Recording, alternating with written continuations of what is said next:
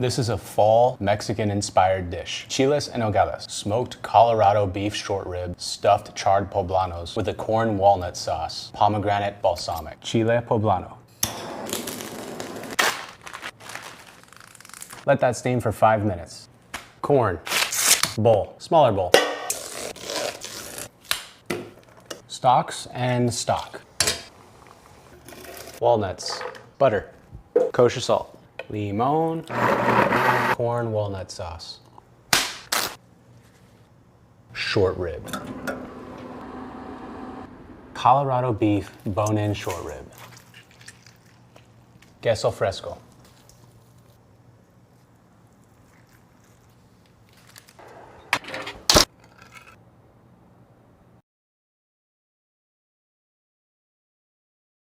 Quest protein brownie pancakes. Butter, flour, milk, salt, egg, baking powder. Now because these are sweet, I can leave the sugar out of my pancake recipe. The brownie acts as a binding agent, so I don't have to use as much flour, and it makes these more protein packed. 3-ingredient fall sandwich that I can't stop eating right now is grape mostarda with queso Oaxaca and prosciutto. Fuck! That's so good. Late summer grapes. These guys, they'll have a natural pectin that's going to thicken the sauce. And this sauce is also, it's known as like a big thing in Italy. And they use it to candy things. And it's like a sweet, savory condiment that goes on meats, cheeses, stuff like that. Mustard seed. There's multiple types of mustard seed, but basically there could be yellow or there could be brown or dark mustard seed. The darker ones are the more spicy mustard seed. These will add a little more kick to whatever you put them in, but be mindful, you need to crush them into or cook them into whatever it is you're putting it into. In this case, I'm putting it into the pickle or the vinegar that's gonna go into the mostarda. The vinegar also sort of mellows it out a touch, which is a good thing with mostardas. Apple cider vinegar. Kosher salt, grape mostarda, fresh grapes. I like to add in fresh grapes to the hot mostarda just because I like the crunchy grapes within the sauce. Queso Oaxaca. This is a nice, stringy, melty cheese. Typically, they serve this on a hot skillet with some chorizo. You take some tortillas and you dip it. It's delicious. It's a nice, stringy cheese. I think this is perfect for a grilled cheese sandwich.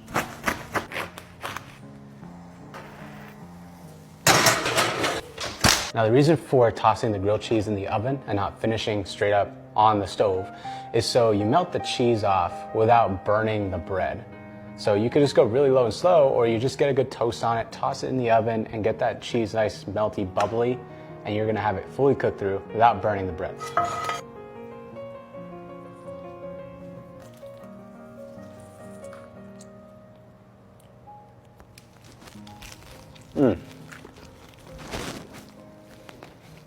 Candy pecans or pecans, I don't discriminate, are back for this season. Here's how I make mine with 2 ingredients. Get you some nuts, put it in the pot, put the syrup in, and there we go. Candied nuts. This will work with pretty much any kind of syrup, but maple syrup is delicious for the season. Bring it up to a simmer till it's nice and thick, strain the liquid. Of course, save that liquid gold because it's really good in your coffee in the morning. Put it onto a rack that's of course sprayed with non-stick. Season it with some flaky salt, toss it in the oven.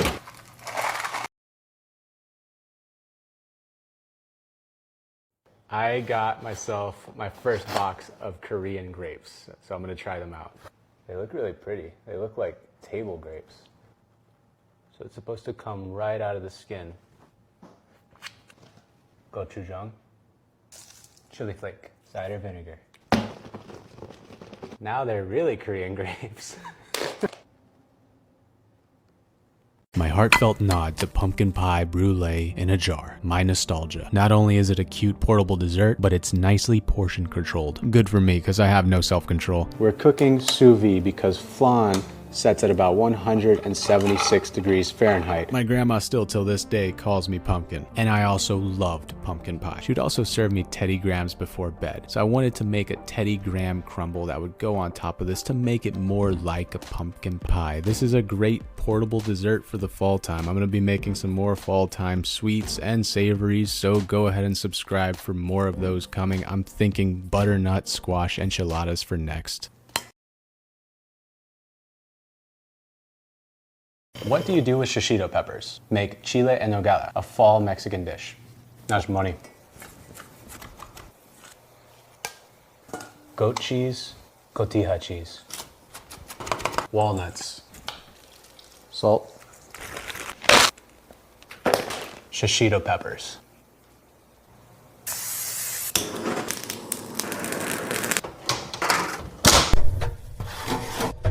Sweet potatoes.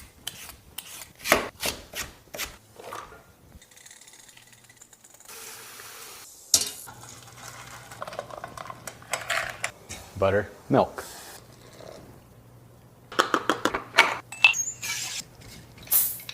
Reload. Keep it warm in warm water. Nobody's talking about this very simple step that makes the perfect mashed potatoes. Yukon Gold potato. These are the only potatoes that I like to use for mash, and I also like to keep the skin on because the skin is delicious. I steam my potatoes because it's less watery. More water, less flavor. Butter, milk, and cream. I think blenders make mashed potatoes too dense, so I use one of these. Add in the cream. Salt.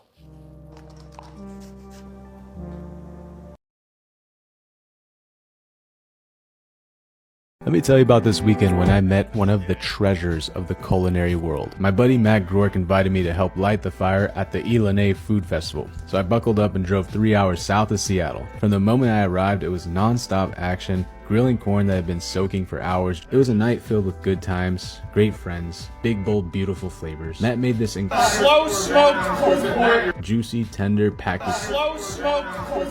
Next day, we turned the grilled corn into a relish, plated 100 bites for Matt and Noah's stage demo. I'm really proud of these two. They've crafted some amazing dishes, and they're some great chefs. They're doing big things. Meeting Alton Brown was the icing on the cake of this barbecue fest. He's been a huge influence on my career, truly the OG cooking creator who knows everything about food, filming. His steak was, of course, delicious. These two high-caliber chefs served me my favorite bite of the night, and I'm stoked to have made some new friends along the way.